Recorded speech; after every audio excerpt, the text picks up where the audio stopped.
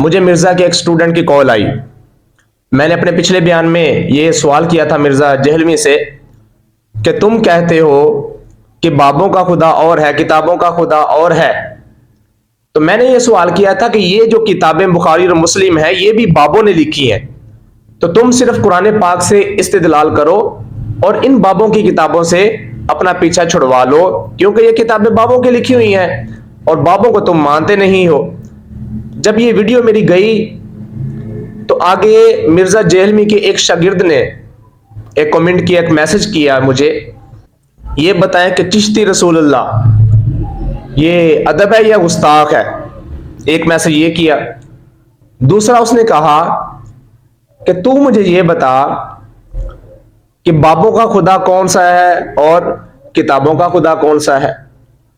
तो मैं सवालों के जवाब ठीक है हम दे देते हैं, कोई मसला नहीं, कोई मुश्किल सवालात नहीं है ये वाले, लेकिन मैं ये उनके स्टूडेंटों से और खुद मिर्जा जहलवी साहब उनसे ये गुजारिश करना चाहूंगा कि सवाल जो मेरी तरफ से हुआ है उसका जवाब तो आया ही नहीं। एक सवाल मैंने किया है उसका जवाब तो मिला ही नहीं है, आगे बदले में और सवाल आ गया है।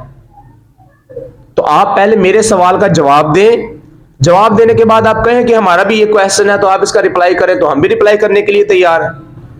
पहले हमारे जो सवालात आपकी तरफ किए गए हैं उनका रिप्लाई तो कर दे।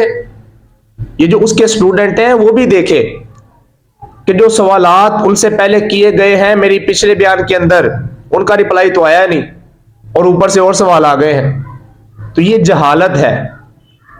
आलिम का ये पेशा नहीं होता कि वो सवाल कोई करे और जवाब के बदले में उसको फिर सवाल जो है वो आगे से दड़ दे। जो आलिम होता है वो दलाइल से बात करता है, पहले जवाब देता है और फिर कहता है कि हाँ मेरा ये सवाल है तो तुम भी इसका जवाब दो। तो ये जितने भी उसके स्टूडेंट हैं उनको कुछ गैरत की गोली खानी चाहिए। मंजी जो है उनकी ठुक गई है, अब वो समझ रहे हैं कि पता नहीं हमारे साथ क्या होना है, अब कहाँ जाए, मिर्जा साहब तो फड़े जा चुके हैं। तो कुछ ख्याल करें, अब भी वापस आ जाए। अगर सुबह का भूला हुआ शाम को वापस आ जाए तो उसको भूला नहीं कहा जाता। आ जाए आप लोग, अभी भी वक्त है आपके पास।